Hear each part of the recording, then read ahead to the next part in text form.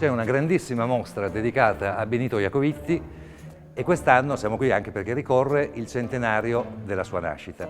L'idea di base è quella di concentrare l'allestimento a partire da una tavola panoramica che presenta una configurazione a ragnatela e a partire dalla scansione spaziale che Iacovitti ha fatto sulla tavola, il Maxi ha riprodotto la stessa scansione però in maniera macroscopica, delineando 9 sezioni che sono le sezioni di mostra.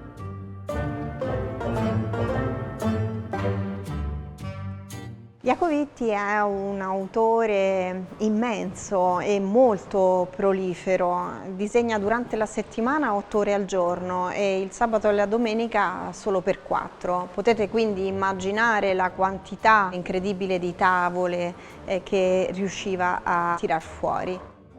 L'intento della mostra è quello di far vedere tutte le cose che lui ha prodotto, per cui partiamo dagli esordi, arriviamo alla sala dei personaggi. Lui ha creato più di 100 personaggi, noi diciamo i 100 personaggi, ma ne ha creati molti di più. E che animano appunto le storie di Iacovitti, ma non solo. Iniziano ad animare anche quello che è lo spazio che Iacovitti dedica ai media, alle pubblicità, ai caroselli. Possiamo vedere anche attraverso alcuni schizzi e bozzetti anche il suo modo di lavorazione, il suo modo di lavorazione che era molto particolare. Questo modo di lavorazione comportava anche la retrocolorazione, nel senso che le tavole sono in bianco e nero sul davanti e dietro sono colorate. Tutto il progetto ha una sorta di dualità, Iacovitti comico, Iacovitti pittore. In questa dualità si sono quindi creati dei varchi di spazio che ci permettono proprio di ammirare queste grandi tavole colorate. Lui non aveva una sceneggiatura, lavorava su più storie contemporaneamente.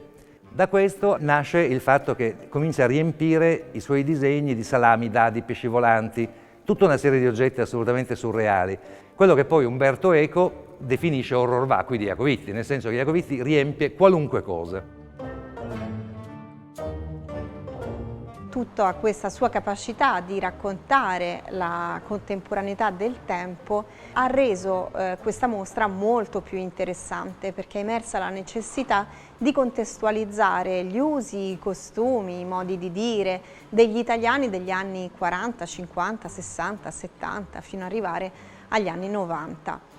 È possibile ritrovare sotto delle tavole appunto un simbolo che racconta e contestualizza questi stereotipi.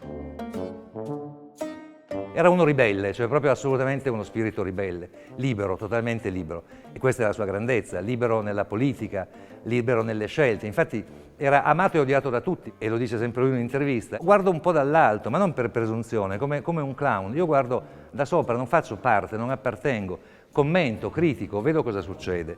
E infatti molti lo hanno definito un po' come l'Alberto Sordi, no? del cinema. Sordi cosa fa? Cioè racconta l'Italia. E la stessa cosa fa Iacovitti attraverso le sue storie, i suoi personaggi, i suoi fumetti, le sue strisce, le sue vignette politiche. Tutto questo è quello Iacovitti, è veramente molto Iacovitti nel suo insieme.